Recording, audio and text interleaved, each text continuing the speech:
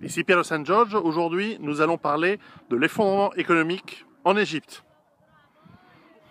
Il en faudra pas de beaucoup.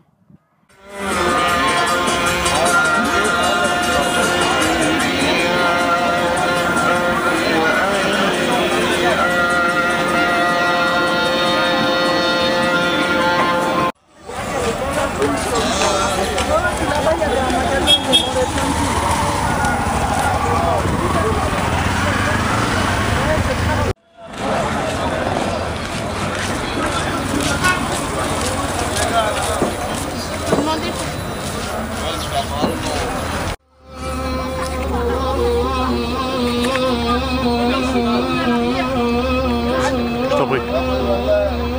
Alors, l'Égypte et l'effondrement économique. L'Égypte est un pays historiquement incroyable, avec une histoire qui remonte à probablement 10 000 avant Jésus-Christ, avec une histoire non seulement ancienne, mais extrêmement riche d'enseignements, d'art, d'histoire. C'est un pays qui a déjà subi plusieurs effondrements, et puis après la grande période de l'Égypte antique, qui a duré des milliers d'années, il y a eu bien sûr des périodes d'effondrement, des périodes euh, de conquête de pays et de puissances étrangères, les Perses, puis les Grecs, puis les Romains, puis les Arabes.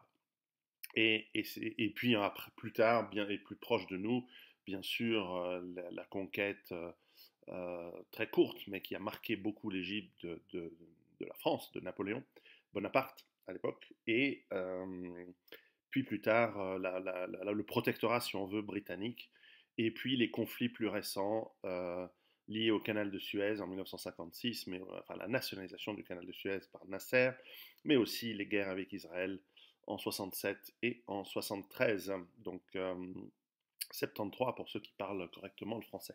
Alors, que dire sur l'Égypte aujourd'hui? C'est-à-dire, c'est un grand pays. Tout d'abord, ce qui frappe, c'est une immense concentration de presque 100 millions d'habitants. Officiellement, la population est à 93, donc 93 millions d'habitants en 2017, en sachant que le pays croît de 1 million d'habitants par jour. Il faut savoir qu'il y a à peu près 5 millions d'Égyptiens qui vivent à l'étranger, notamment dans les pays du Golfe, et un petit peu en Angleterre, aux États-Unis, et un petit peu en Europe. Et donc, on approche des 100 millions, et 100 millions sur un pays qui, certes, est 2 fois plus grand que la France, mais dont la partie habitable et habitée est essentiellement le delta du Nil et le kilomètre qu'il y a de chaque côté de ce grand fleuve apporteur de vie qu'est le Nil, et qui traverse au fond le Sahara, et qui fertilise ces bancs, et donc qui permet la vie depuis des dizaines de milliers d'années, euh, et qui concentre toute la population. Donc, en réalité, l'Égypte malgré sa grande surface, donc a une densité de la population qui est autour de, je crois, 1200 personnes au kilomètre carré. Donc, on y a des gens partout. Ça doit être un peu comme le Bangladesh, et probablement un des pays les plus denses du monde, les plus densément peuplés du monde, là où il y a de la population, évidemment. Alors, on le voit tout de suite quand on voyage en Égypte. D'abord, les grandes villes, le Caire, Alexandrie, puis toutes les villes du delta sont des villes incroyablement denses, surtout le Caire, avec évidemment une circulation immense, mais surtout, on voit des immeubles qui se suivent les uns après les autres pendant des dizaines de kilomètres, auxquels on rajoute des étages de plus en plus, des étages souvent sans ascenseur, ce qui fait que les populations plus aisées ont tendance à être plutôt au rez-de-chaussée, au premier étage, et les populations, les familles les plus simples, les plus pauvres, les plus modestes, sont plus hauts dans les étages. Il y a une construction souvent sauvage, désordonnée, ce qui rend le pays très chaotique. Genre, une donnée très importante, c'est que le quotient intellectuel moyen de l'Égypte est de 81. 81, c'est 19 points de moins que le quotient intellectuel traditionnellement moyen des Européens.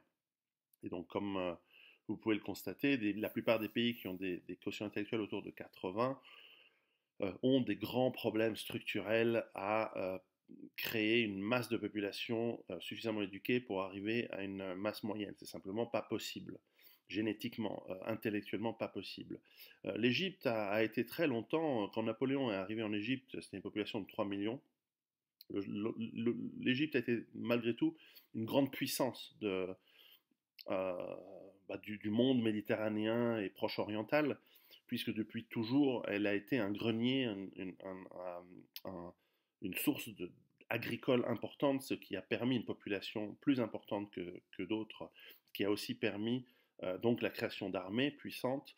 Et l'Égypte a gardé une tradition de pouvoir militaire puissant, ou en tout cas relativement puissant, et certainement l'un des plus puissants du monde arabe dans les temps modernes, et dans l'époque contemporaine surtout. Et nous voyons aujourd'hui d'ailleurs que ce pays est dirigé et géré par l'armée, et ça depuis en fait Nasser, depuis la fin le départ du roi Farouk.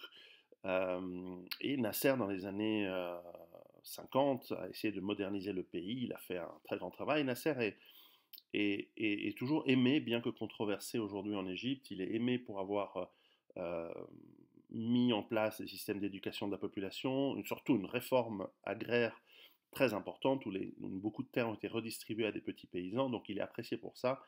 Il a aussi été apprécié pour une forte industrialisation du pays. Aujourd'hui, l'industrie en Égypte est importante. Il y a de la production.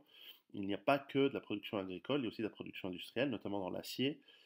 Et puis, c'est un pays qui produit encore un petit peu de pétrole et de gaz naturel, avec quelques potentiels faibles pour l'avenir, parce que en fait, les productions baissent. Mais il y a de nouveaux gisements en offshore qui sont en train de se développer. Mais malgré tout, c'est marginal et dans l'ensemble, la production de ressources d'hydrocarbures baisse. On a aussi une particularité, c'est que l'Égypte a une forte situation de rente liée au canal de Suez. Et justement, la nationalisation de celui-ci a permis de générer des ressources, des revenus très importants et qui n'ont fait que croître avec la croissance du trafic maritime mondial. Et donc aujourd'hui, l'Égypte compense ses pertes euh, dans l'industrie, mais surtout dans les hydrocarbures, avec les revenus qui ont augmenté avec le trafic, notamment entre l'Europe et l'Asie, le trafic maritime. Donc chaque fois qu'un bateau passe par le canal de Suez, il paye évidemment en fonction de son tonnage une taxe, et donc qui va directement dans les caisses de l'État, et l'État utilise cet argent pour subventionner, d'abord importer, mais subventionner aussi de la nourriture pour les Égyptiens. Chaque Égyptien reçoit des tickets en fait, de rationnement, si on veut, c'est pas du rationnement, c'est de la subvention, où en fait chaque Égyptien a droit à un certain nombre de galettes de pain gratuites tous les jours, et peut échanger ces tickets d'ailleurs pour ceux qui n'en ont pas besoin. Et donc, il y a un mélange d'économie planifiée et d'économie libérale. Ce qui fait que d'ailleurs, la partie libérale a beaucoup augmenté ces dernières années, et l'économie en fait de services a pris son envol. Donc l'Égypte, en fait, quand on regarde comme ça aujourd'hui, avec un instantané en 2019, c'est un pays qui va assez bien économiquement, qui tourne mieux que dans le passé, qui a d'ailleurs retrouvé une industrie du tourisme assez importante, malgré les baisses d'il y a une dizaine d'années à cause du terrorisme et puis des troubles ce qu'on appelait le printemps arabe. Il y a eu des révolutions en Égypte, des révolutions qui ont fait tomber Moubarak, et puis quelques années plus tard, les révolutions qui ont en fait chassé, on va dire, du pouvoir en tout cas, mais pas des rues, les politiciens affiliés aux frères musulmans, mais aujourd'hui l'armée reste en contrôle. Donc c'est un pays qui, qui, qui, qui est très nationaliste, qui a une armée au pouvoir, une armée très, très puissante en tout cas sur le papier. Je ne saurais parler de la qualité, mais en tout cas dans la quantité, c'est un pays considérablement armé. On voit sans arrêt des chars, des militaires dans les rues, des F-16 qui volent dans le ciel. C'est un pays d'ailleurs où l'armée a entrepris énormément d'industries par elle-même. Elle fabrique un certain nombre de produits dans des usines qu'elle contrôle et qu'elle possède. Et donc elle fait travailler cette immense main-d'œuvre. Pas tout le monde, avec 80 de QI, pas tout le monde a la capacité de faire militaire, même infanterie. Et donc une partie des recrues du service militaire sont utilisés comme travailleurs en fait dans des grands chantiers, le fait de creuser des canaux avec faire des travaux d'ingénierie pour irriguer plus de terre, pour amener plus d'eau. Il y a bien sûr ce grand barrage d'Assouan qui permet de la production électrique, mais qui a été en fait un semi-désastre, puisque le barrage empêche les terres fertiles, enfin les eaux qui portent les boues fertiles d'Afrique centrale sur les rives du Nil avec les crues. Et donc, bien sûr, il apporte de l'électricité, mais maintenant, il faut pomper l'eau du Nil avec de l'électricité produite par ce même barrage pour pouvoir irriguer et acheter d'ailleurs des engrais qui sont ensuite utilisés pour la production agricole. Donc en fait, on se retrouve avec une sorte de problématique créée par la solution. Et malgré toute cette période assez bonne en Égypte, auquel il faut rajouter d'ailleurs les millions d'Égyptiens qui vivent à l'étranger, notamment dans le Golfe, en Arabie Saoudite, à Dubaï et aux Émirats en général, eh bien, chaque année, renvoient des milliards de dollars à leurs familles qui vont les dépenser en Égypte. Et donc, il y a une ressource que sont en fait, les étrangers, les travailleurs égyptiens à l'étranger, qui envoient beaucoup d'argent en Égypte.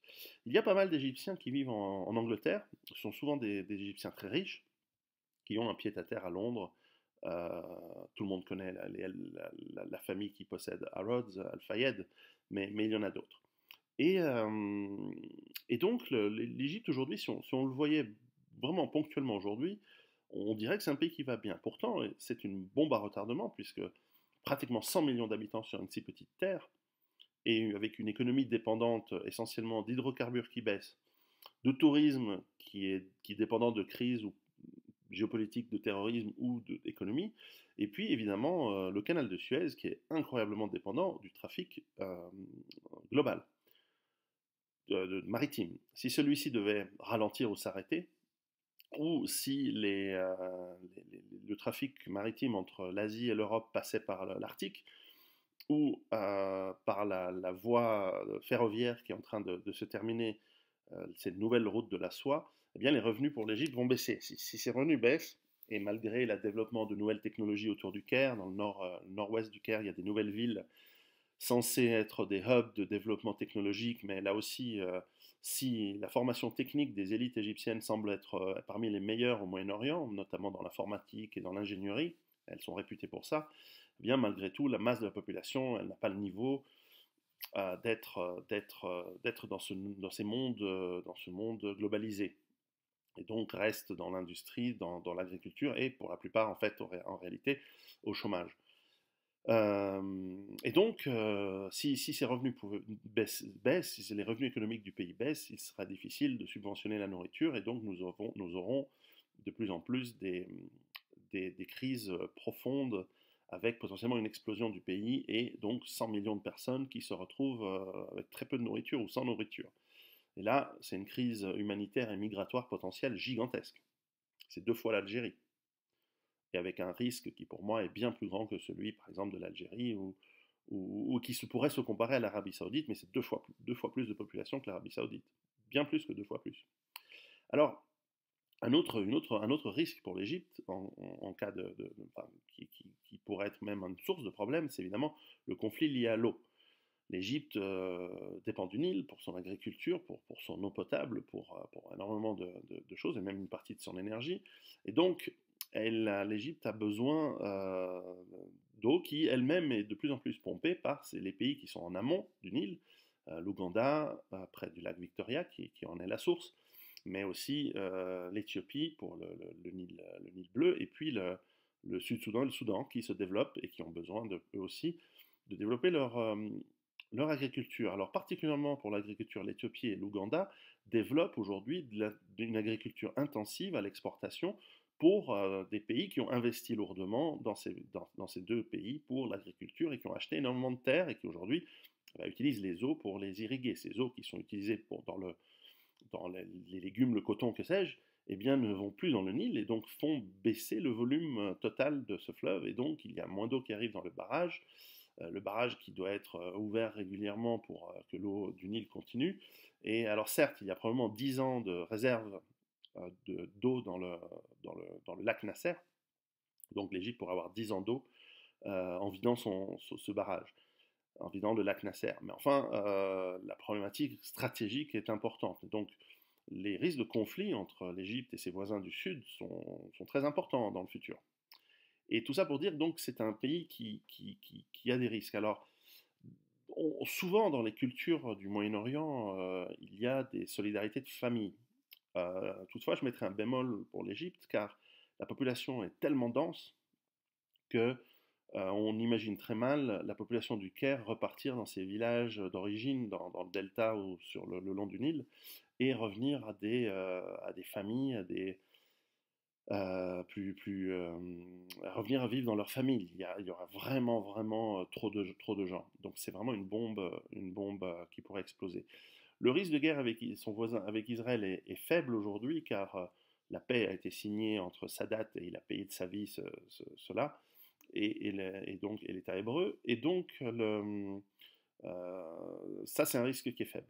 Ça pourrait revenir, notamment en fait, on a un essor de l'islamisme, de l'islam radical ou de l'islam tout court en fait, mais en tout cas vécu de manière très prenante en Égypte, que j'ai remarqué de manière évidente. Alors, je l'ai remarqué pour l'instant par le fait que dans mon dernier voyage en Égypte, surtout dans le sud, nous avons visité des villages traditionnels qui sont essentiellement agricoles, qui fait de la canne à sucre, qui fait des légumes, qui fait du blé, etc. Et qui vivent du matin au soir à l'aune de l'islam, évidemment, qui est la religion dominante, bien que les Coptes soient très présents, même si leur proportion est petite. Ils sont, je crois, aujourd'hui 7%. Néanmoins, ils sont présents avec des belles églises, des belles cathédrales, même partout dans le pays. Pas seulement au Caire ou Alexandrie, partout. Et qui semblent être vivre en bonne intelligence pour l'instant. En tout cas, les Égyptiens ont autre chose à faire que s'en prendre aux églises et aux Coptes aujourd'hui. Ça n'a pas été toujours le cas. Alors, on voit des villages entiers, avec énormément d'enfants d'ailleurs, vivre du matin au soir au son du muezzin, et pas qu'un seul. La plupart des villages, même j'ai vu des villages de 300 personnes avec plusieurs mosquées. Donc on se dit, voilà, pourquoi autant de mosquées? Des villages de peut-être 1000 ou 2000 habitants avec 12 mosquées. On a vu ça aussi. Et donc, voilà, chaque famille finance une mosquée lorsqu'elle a un peu d'argent. Donc, le muezzin appelle à la prière, je n'utilisais pas d'autres mots, euh, parfois à 3 heures du matin, parfois à 4 heures du matin. Parfois, tout le prêche est transmis au son des haut-parleurs.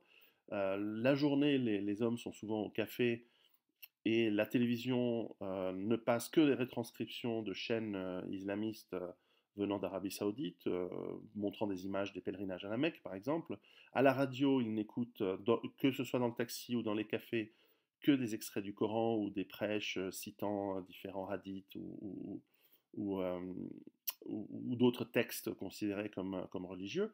Et les gens, du matin au soir, ne pensent qu'à Allah et lorsqu'ils ont un peu d'argent, le mettent de côté pour le Hajj à la Mecque, pour faire le pèlerinage. Et quand ils reviennent, ils peignent en général sur leur maison une image de la Kaaba et qui célèbrent leur pèlerinage. Bon, tout ça c'est très bien, mais ça prend un temps fou, un temps intellectuel, un temps physique, qui fait que la population, en tout cas la grande partie de cette population, un peu peut-être on va dire un peu simple, un peu agraire, qui est très gentil hein, quand nous sommes arrivés. Évidemment, nous sommes arrivés très respectueux, habillés correctement, pas de short, pas de mini-short, pas de jupe. Nous sommes arrivés tous, enfin ma famille et moi, habillés et nous nous sommes comportés respectueusement aux coutumes du coin, en sachant quelques mots d'arabe en plus. Le contact devient rapidement sympathique. Mais enfin, ils peuvent être tout à fait sympathiques et hospitaliers, comme c'est souvent le cas dans le monde arabe. Néanmoins, le développement intellectuel, culturel et économique, en tout cas dans les régions, on va dire à grande majorité, allez, on va dire de ce takfirisme ou de ce islamisme piétiste, puisque ils étaient très pacifiques en tout cas avec nous, on va mettre ça comme ça, est une catastrophe économique. Alors on pourrait dire, ben voilà, ben, l'économie ensuite elle nous amène à l'effondrement, elle nous amène à des déséquilibres. Oui, c'est vrai, mais là ils ont quand même beaucoup d'enfants. Hein. La natalité dans ces villages, elle est de 6 à 8 enfants par famille. C'est une bombe démographique extrême.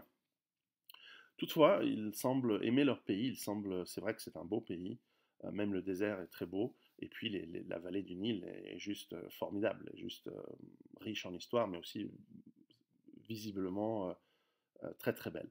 S'il n'y avait pas l'armée pour contrôler ce pays, difficile à dire où le pays pourrait aller. Alors en cas d'effondrement économique, quel qu'il soit, quelles qu'en soient les causes, bien évidemment c'est un pays qui est difficile. Alors moi souvent je dis que les musulmans habitant en Europe feraient mieux de retourner notamment au Maroc qui marche très bien, ou l'Algérie qui a du potentiel, en Tunisie.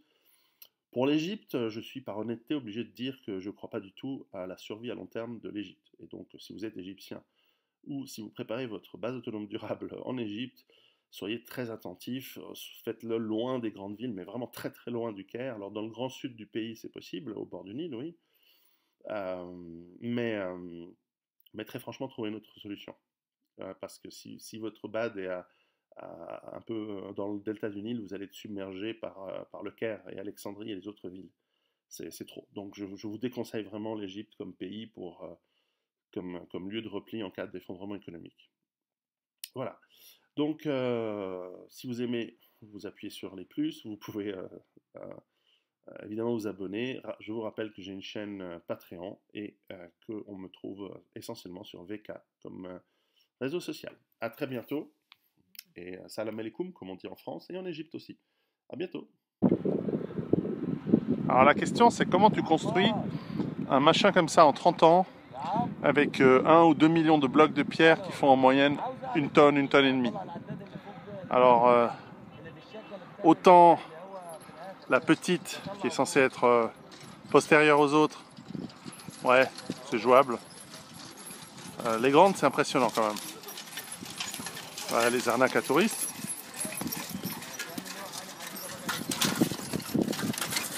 Mais ce qui est intéressant à comprendre, c'est ok, il faut ramener les morceaux de pierre, etc. Alors c'est de la pierre calcaire, donc c'est de la pierre assez molle, donc ok, tu arrives à les couper, tu arrives à les découper assez précisément même. Mais comment tu fais une rampe pour ramener les blocs tout en haut? C'est ça qui est ce qui a toujours posé des questions aux archéologues, aux égyptologues notamment. C'est comment tu montes des blocs à 60, 70, 80 mètres de hauteur, des blocs d'une tonne et demie. Alors il faut des rampes, mais les rampes elles sont volumineuses, donc elles-mêmes sont un défi technologique, puisque plus tu montes, si tu ne rallonges pas la rampe, l'angle devient très difficile pour ensuite monter les pierres. Donc soit tu as des outils de contrepoids assez ingénieux, c'est possible, soit c'est difficile.